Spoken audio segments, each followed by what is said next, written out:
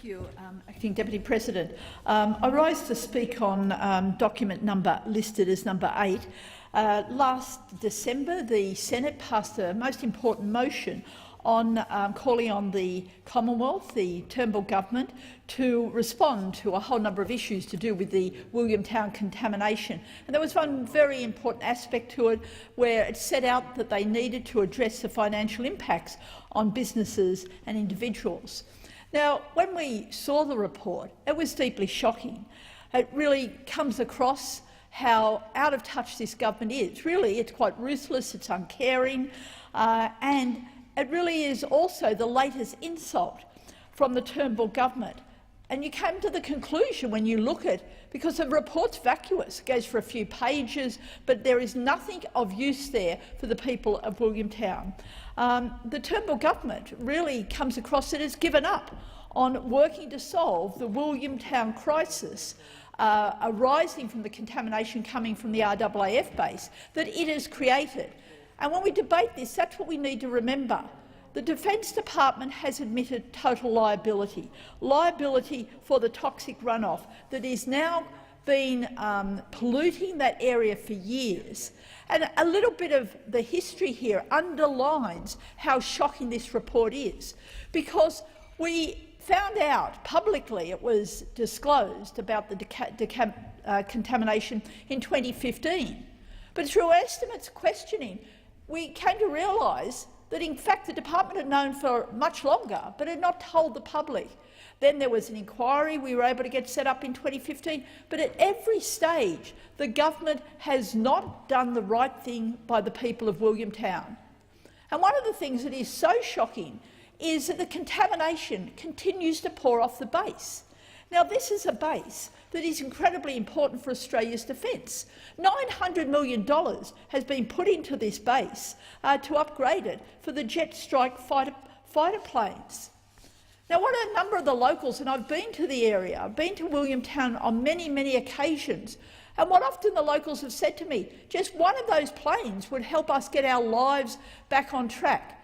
It would allow the government, if they didn't go ahead with, what they mean is if the government didn't go ahead with buying all the Jet Strike fighters, just gave up on one, put the money into the needs of the people of Williamtown, they could pay the compensation, buy out the properties where people have now been told that they can't eat their vegetables, they shouldn't sell their cattle.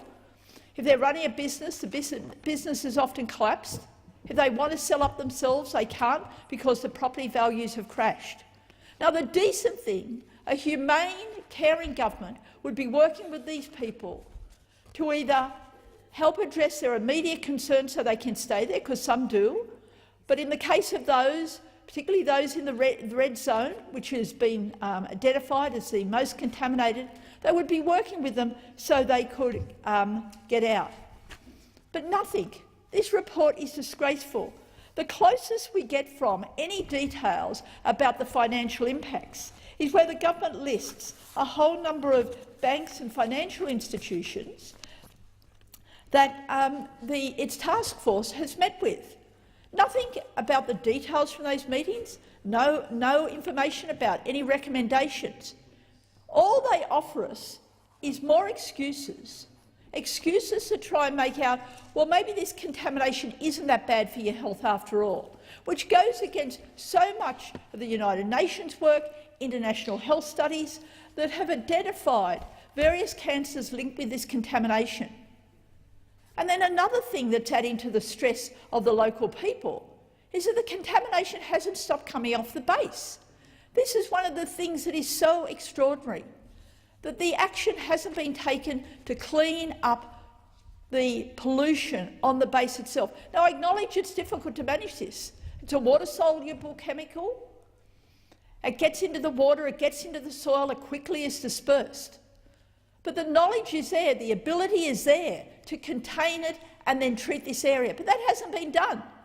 Meanwhile, this base has been given this massive upgrade, an upgrade for the Jet Strike fighter pilots. And what a contrast, where this becomes a state-of-the-art base to wage war, and meanwhile the local people's lives are being devastated. And devastated is not a strong enough word. This report today has added more uncertainty, more insecurity, more sadness, more loss of hope.